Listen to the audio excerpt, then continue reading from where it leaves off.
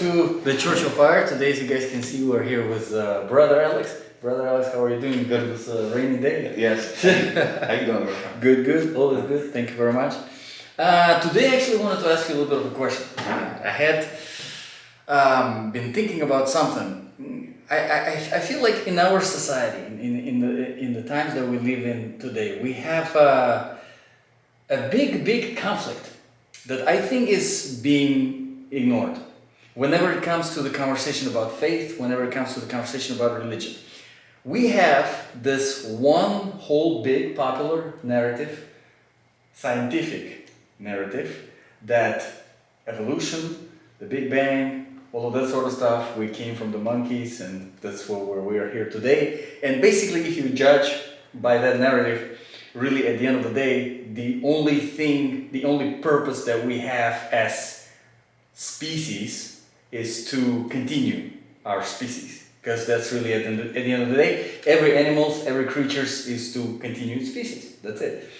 And then, from the standpoint of having faith in God, obviously that is much more purpose that we have as individuals, as God's creations.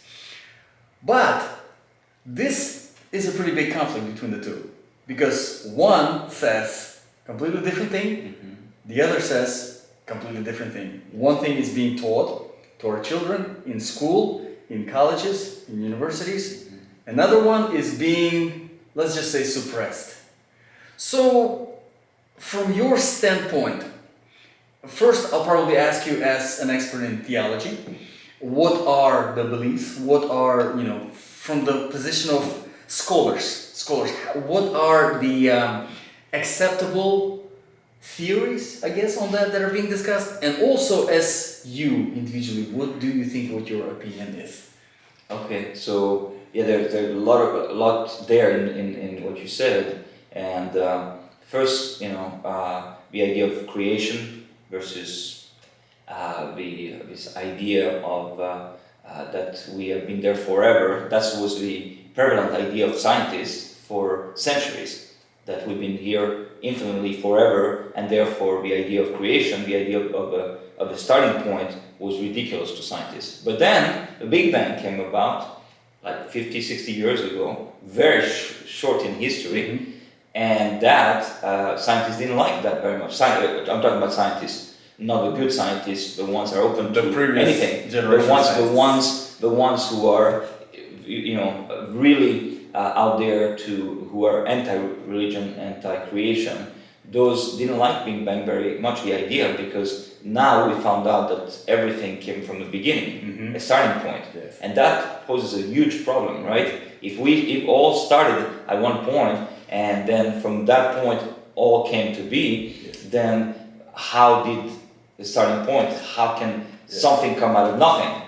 That's not possible. The indication of the creation. Yes, the Bible is of course, yeah. and of course, and that gave too much credence to the Bible, to religion, and so a lot of scientists were not very happy about that. But that's the reality, and so now we know that everything came, and we have something called the second law of dynamics and thermodynamics that says that everything is expanding. So it's imagine you have a hot cup of coffee, right?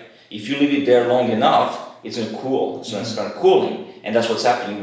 The Big Bang was very hot, it started, and then it's been expanding, and it's cooling. So we know that because of that second law of thermodynamics, that it all came to be at one point. And so that gives. And remember, I was an atheist. 20 years ago, I was an atheist. So I believe that all is. God was not involved at all. But if you really study science, you realize that there's a starting point. And many scientists, had to admit that there's a starting point. And the best explanation for something to come out of nothing is a force outside of creation, outside of the created order, to be the starting point of that. Otherwise, you start hitting a wall. And I remember there was a great documentary, we should watch it, it's called Expelled, how many teachers in America teaching creation get fired. Yes. they get fired, and yet it's the most scientific viewpoint of all, but they get fired. And so at the end, Ben Stein, who made the documentary, is talking to the most belligerent atheist out there. He hates religion, and his name is Dawkins, Richard Dawkins from England. He's a professor at Oxford. He just hates religion. He's asking him, so what happened in the beginning? And he's trying to push him back, right, backwards, and said, well, so who created all of, from nothing to something? Mm-hmm. And first he said aliens, you know. Yeah. First he said crystals. Well, I said, fine, okay, let's say crystals create this whole universe. Yes. Good luck. What kind of faith do you get? But where the crystals came from? Exactly. But first, you know, think about it. They want to reject so much the Creator that they're willing to believe that little crystals, mindless crystals, out of those mindless crystals, they can create this whole huge universe that's perfect.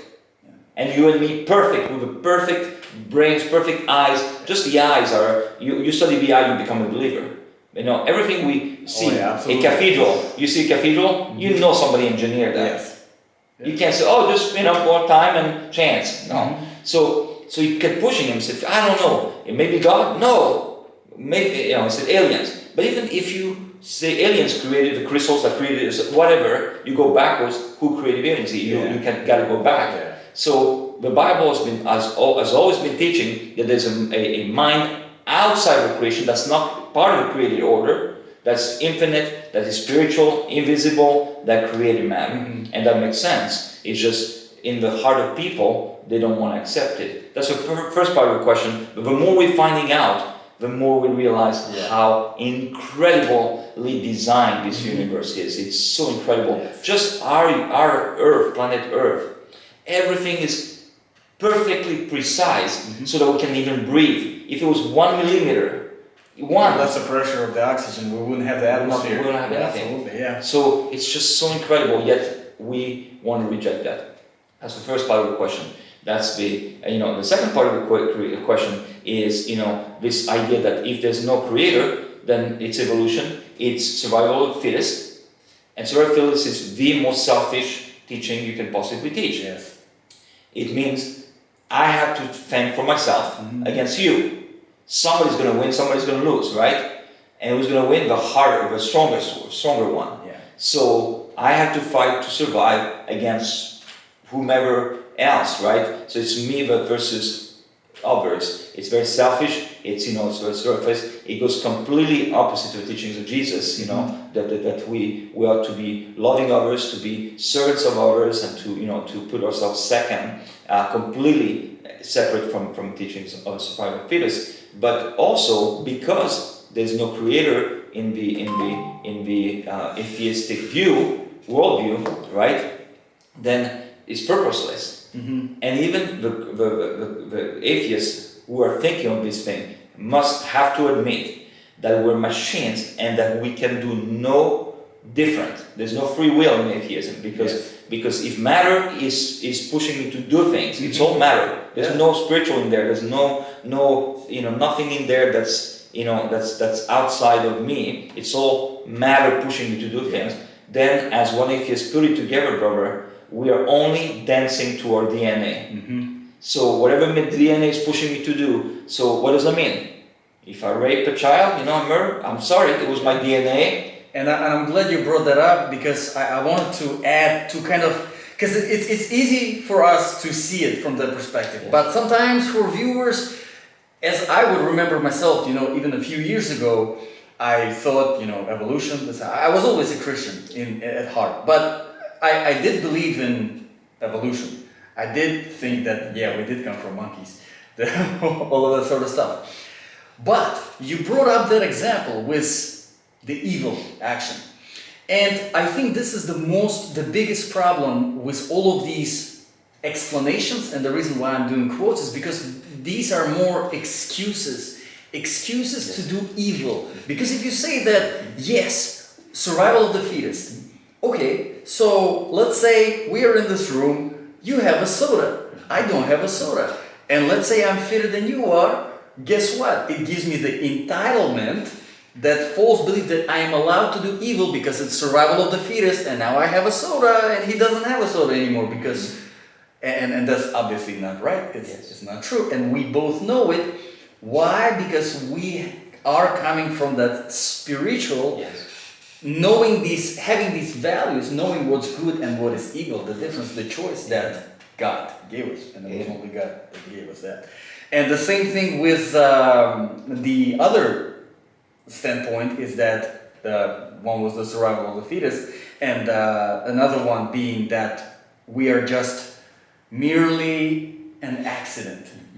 So we had this random Big Bang that just happened, and then millions of years of evolution happened, and by accident we are the way we are. By accident we have the sun that is shining specifically for us, and we can have all of these qualities around us, the nature, feeding ourselves, all of these things merely by accident. And at the end of the day, if that's the case, then what is really the purpose? There is no purpose. We are just wasting the resources. Exactly. Nothing. And it's kind of sad and depressing to think about this. If that's your beliefs, I mean, no wonder that society would suffer from mental issues. They wouldn't have any moral principles, any values, or if it did have them, they would be degrading. Because, well, what is the purpose of being good? Because most of the times we know if we are being good, we are sacrificing something. Yes, exactly. And you know, you're 100% right. And the Bible talks about that. If it's all of this is meaningless, right? Then we just drink and be merry, and eat and drink, and there's no reason to live. Really, there's no purpose outside of ourselves, right? We just live to survive. And then, as Albert Camus, the French existentialist, there are some philosophers that destroyed Europe and other countries. And first of all, the atheist regimes were the most cruel. Last century, the atheist regimes killed more people than any other religion combined. Even Muslims cannot kill as many people as atheists killed, and yet they tried to compete. But the atheist regimes were Stalin and all that. Of course, atheists will say, well, they didn't do it in the name of atheism. But that's that's a ridiculous because people don't do something in the name of a no God, but they do it because they know there's no judgment and this is it, and they want to bring about Hitler. Same thing, he wanted to bring the superior race, right? If it's all survival of the fittest, and then the fittest, the greater superior race is going to prevail anyway. Why not make it happen? Make it happen now. Save yourself some time and some energy, right? Let's destroy the lower races, which, of course, when you become a Christian, I used to believe in that stuff. I used to believe that there were superior and lower races. Can you believe that? Darwin, who we use in school, I mean, that is incredible. We don't allow creationists. It's built on it. Darwinism. Exactly. Exactly. And Hitler used Darwin's philosophy, but Darwin was a racist. He said in his book that Negroes, the black people and women had small brain than white men. So, and his title, we use only, which is scientifically, by the way, not true at all. Of course not true. And we're still learning this. And we're still teaching that in school. But we remove the whole title. Please look, if you haven't seen, go Google the full title of Darwin's book, okay? It's very long, and you'll see, of course, it's been removed so that people wouldn't know. But part of the title is the fight for a superior race. So in the title of his main book, and so that is the teaching, but it didn't make sense if there's evolution. And by the way, I do want to say something, because we're the atheists, the ones that are pushing atheism and want to push God out of the window, the evil ones, because it's a minority. It's always a minority that trying to push this stuff, anti-scientific stuff. That minority is very clever. First, they remove stuff that so people wouldn't know about Darwin's social issues and the stuff he was teaching. And by the way, I also will go into Darwin claiming two things. He said over the next century, if we can prove those two things, then my evolution is true, my theory, because it's a theory, and both those two things were proven wrong. What were they? So, but before that, I just want to say, before I forget, that those evil atheists pushing an agenda are also clever in using evolution so that in people's minds we look stupid when we're anti-evolution, because there's microevolution and macroevolution. And so when we say we're against evolution, people will say, what do you mean? We live longer than 100 years ago. We're stronger. We're healthier. We're taller. We're, So let's talk about obviously technological microevolution. Microevolution. Yeah, microevolution. I'm growing. Now I'm more financially independent. I'm smarter. My kids are growing up. Obviously. Yes, but when people's minds, they put it together, package it, and so if you deny one thing, you deny both. You are in reality, we're not denying microevolution. Microevolution is scientific. It's like it's happening. We're getting stronger and all that. Although there's there are periods of times throughout the history of thousands and thousands of years. But okay, let's just look at the last 100 years. Okay, we're not denying microevolution that we are so, but we're stronger the last century within our species, not within other species. So what we're denying is macro, M-A-C-R-O, not M-I-C-R-O, macroevolution, and that is that we all come from one species, and from there, monkeys and all that, and all, so basically what Darwin was saying. So I want you to understand, we're not denying microevolution, but microevolution has nothing to do with Darwinism. Darwinism teaches macroevolution. So Darwin, what he was saying is, in the next century, we should be able to find enough fossils that to prove the transition from monkeys to human, right? We should be able to find transition. First of all, have you ever thought of this way? If we come from, let's say, monkeys, right? And we're human, then monkeys should be gone. Yeah. They should be gone. Evolve. It should be only us, That's right? it. In the past. Guns should be, and we should evolve. But in fact, pretty much all the other organisms too. They evolved into something which is much more advanced, like ourselves. Exactly. So they should be gone. Why do we still have kill them, eaten them, destroy them, and then we? And yet we still have microorganisms. We still have bacteria. We still have monkeys, animals. Exactly. Yes, and we should be eating each other, but we know that it's not healthy to eat cannibals, right? But we are eating fish and eat meat, right? So that's obviously means that we don't come from the same species. But if we're here and we still have monkeys, then at the very least we should have everything in between, right? If they're still here, if monkeys are still here and we're here, we should still have all the species in between, and yet we have nothing in between. So that is a big problem in Darwinism, and Darwin thought we would find enough fossils to prove, to find records, and yet, according to the greatest paleontologist from Harvard, Stephen Gould, I'm pretty sure that was him who said that what we have is embarrassing. He is the greatest in the world, and he said this is embarrassing. We have nothing, absolutely nothing. And we're talking about 2 centuries later, not one century later. So we have absolutely no proof. If Darwin were alive today, and that's what we call it now, neo-Darwinism, because Darwinism is so not true. Which is pretty much a completely baseless belief. Baseless belief. Calling themselves scientific, which is, completely opposite of science. And yet people still believe this stuff. Can you believe that? We've proven things wrong, and yet we're becoming dumber and dumber and dumber. And the Bible talks about that. How with time, there will be Daniel was prophesying that there will be a time where there will be increase of knowledge, which sounds so good. But no, he's talking in a negative way. Will be increase of knowledge and will become blind. And this is it. We have more knowledge today. You can Google, you can find any information you want, and yet we're becoming dumber and dumber. So much for the evolution, right? So much for evolution. Exactly, right? So much for evolution. So it's more like degradation, honestly. Exactly. But people think that evolution. Oh, look, we have technology, we have invention.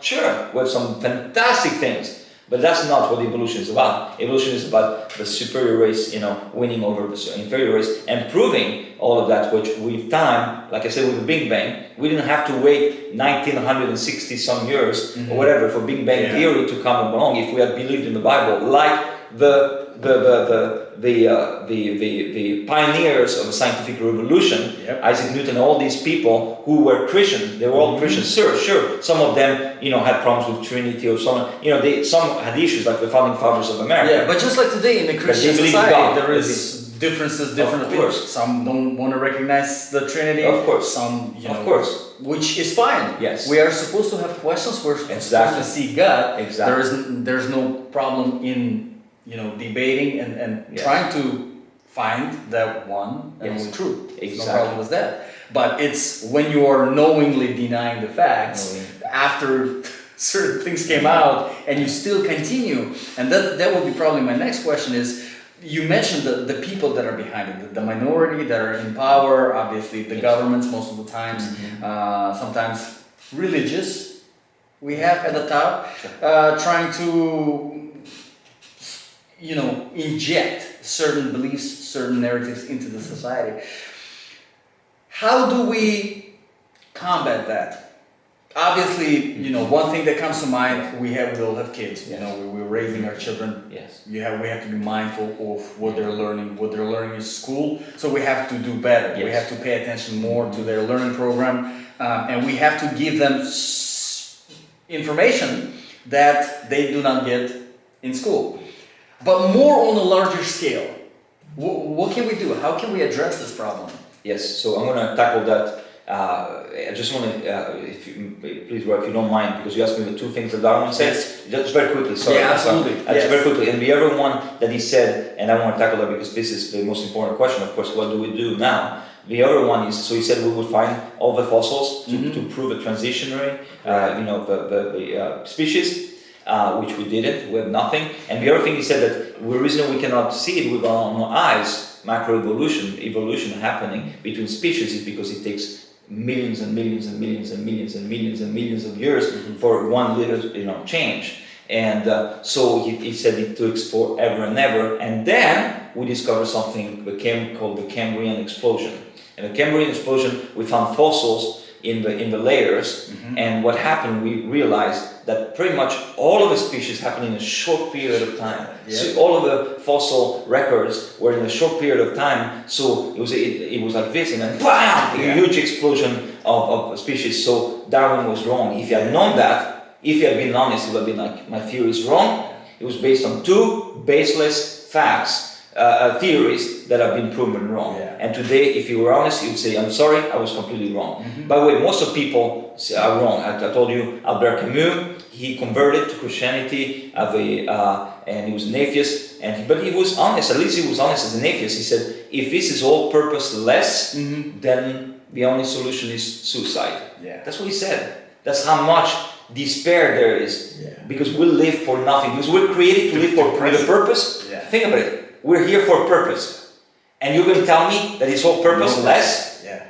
What am I here for? That was the point. What am I going to do? Enjoy life and all that? And the more enjoyment I do without purpose, the more I'm going to get depressed, because in the end, it's all going to end. Look at the superstars. Look at all the Hollywood, plastic surgery. They do all these things, and they're trying to find meaning in something that is meaningless. And then what do they do with all the money, all the fame, everything the world wants to give you, right? They hit bottom and they get depressed. So there's a purpose. We're created with a purpose, and that we are to seek. But if we are brainwashed to believe that it is purposeless, then we're gonna hit a wall. And so what do we do from here? We do exactly what we're doing.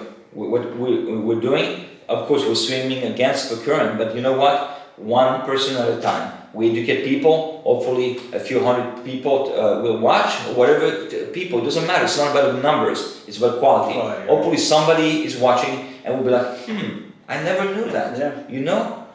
I just met somebody.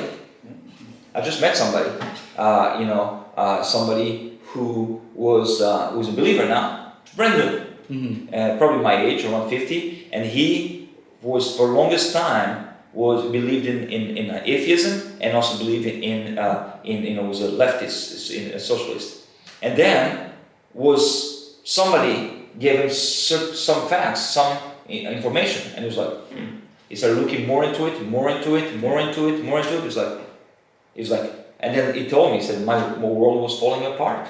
It was crumbling down, crumbling down. Same with my friend, I can give you countless stories. My friend Nabil Qureshi, who wrote Seeking Allah, Finding Jesus, New York Times bestseller.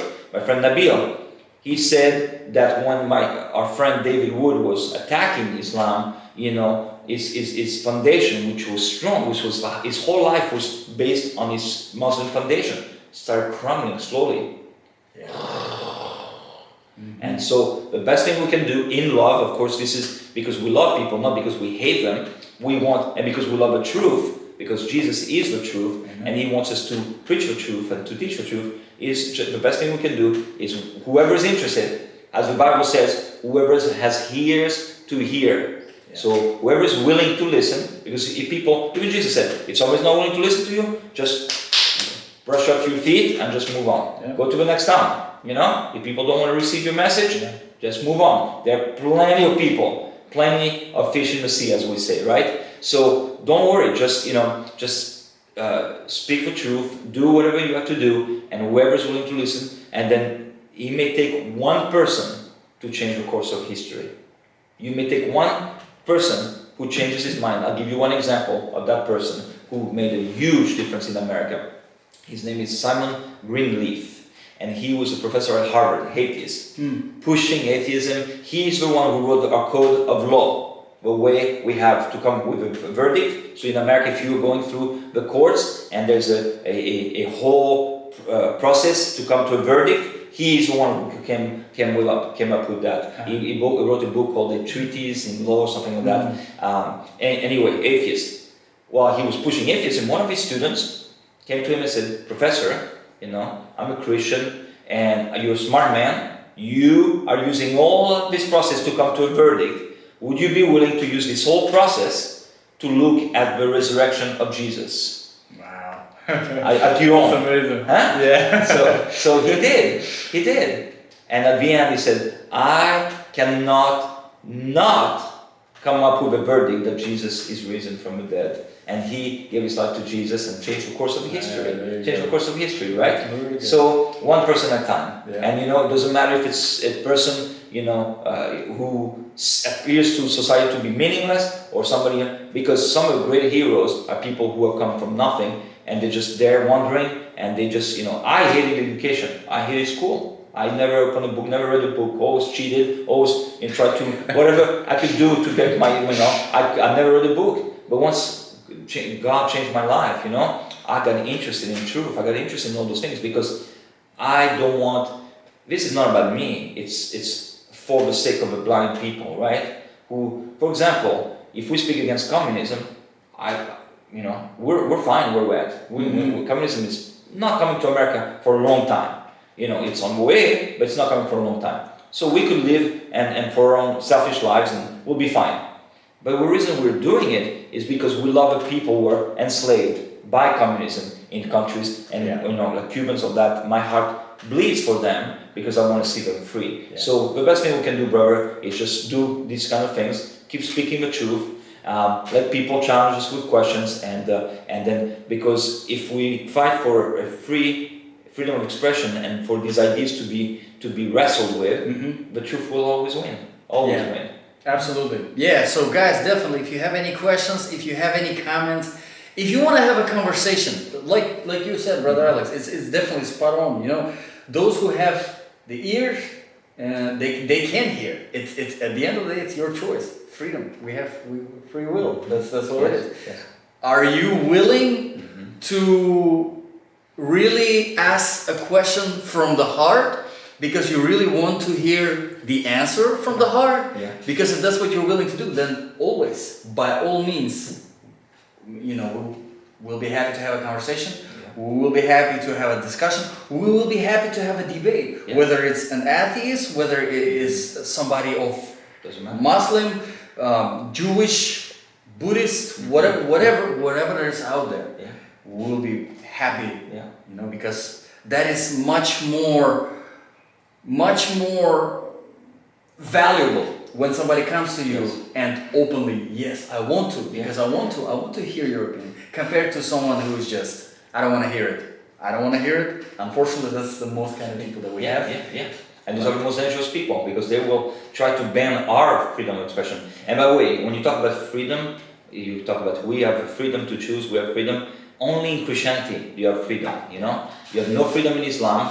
You know, it's all ordained by God, preordained. Predetermined, completely everything. There's nothing you can do, you know, and you know, inshallah, God will, God will, God will, God will. Even to the point, if you want to share, just to give an idea, because you know, if we know that, but the viewers, they might. If you can bring up then that example where Muhammad tells at the funeral that the child, his life was predetermined, and he might go, or she, the baby, can go to hell.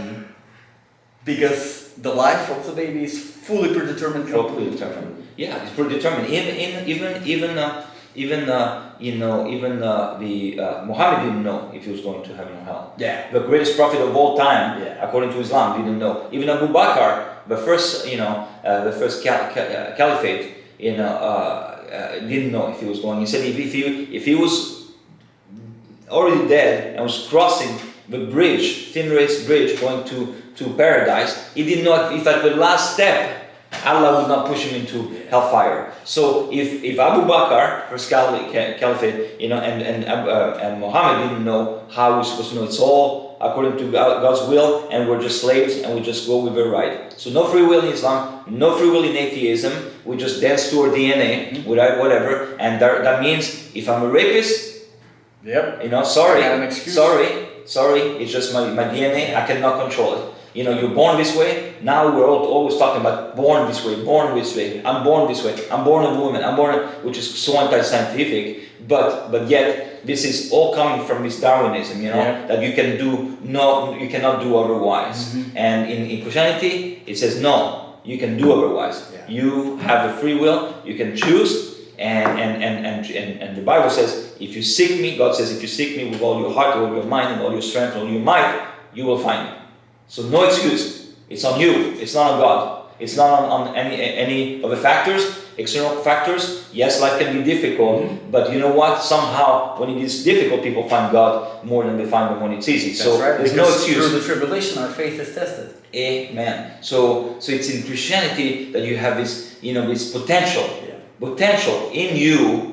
God-given potential, and it's not about us. I'm not trying to say that it's all about us. Yeah, but it's the Holy Spirit that is in us. Yes, and that is. But God created us. We've wired us with a capacity to be able to discuss, to think of things. And like I said, you may think, "Oh, Alex knows what he's talking about." Trust me. 15 years ago, I knew nothing. Nothing. I didn't like to read a book. But God, when God changes your heart, you start getting excited about those things. And again, not for my sake. Not to praise my name or make myself, but rather for people listening, for people, I go on college campuses by the grace of God, I go and I challenge students and I teach, because I want people to think of those things, because they've been brainwashed to think, and to prove to you how much we've been brainwashed culturally, you can show nowadays a fully formed baby in the womb of a mother to someone and say, "Is this alive?" And they'll say no. They'll say no, it's fully, heart beating, sucking his thumb, crying, blah, blah, blah, all the emotions, and yet somebody will say, that's how much we've been brainwashed, but yet whoever is willing to hear, as the hears, will be open to those things. And I've been in places where we're debating, we're talking about ideas, and people are trying to shut me down. I said, no, you can't, you're a hater, you're this, you're racist, you're secular, blah, blah, blah, blah, blah. And then someone in the room said, "Guys, can you stop it, please? I want to hear. I want to know. You've talked. I've listened. We've all listened. Let the guy speak." Yeah. And then, so you see, there's always somebody there who's like, whoa. I remember there was at the mosque in town, not too far from here. There was some people coming. They were challenging. There was a conference, so they were challenging, questioning. So they didn't want to answer, so we called the police. And one lady, Muslim lady, she said, wait, why? I want to hear. If Islam has the answer to those questions, let them ask you a question. I want to hear the answer. So again, we don't know who's listening. When I debate people in public settings, I'm not necessarily doing it for the people I'm debating, but you never know who's listening. You never know whose heart wants the truth. So I invite you to seek the truth and say, God, no matter what the truth is, I'm willing to change my mind. Because I love you, and you're God of truth, and wherever it takes me, even if it means I lose everything, my friends, my family, everything, I'm willing to sacrifice my life for the truth, because I love you more than I love myself, and I love my surroundings. So keep seeking, and you'll find the truth. Amen. Thank you, Brother And Alex. the truth will set you free, as The Jesus truth said. will set you free. Yeah, absolutely. Thank you, Brother Alex. Thank you. Always great to have conversations with you. God bless. Appreciate it. And guys, don't stop seeking the truth. God bless.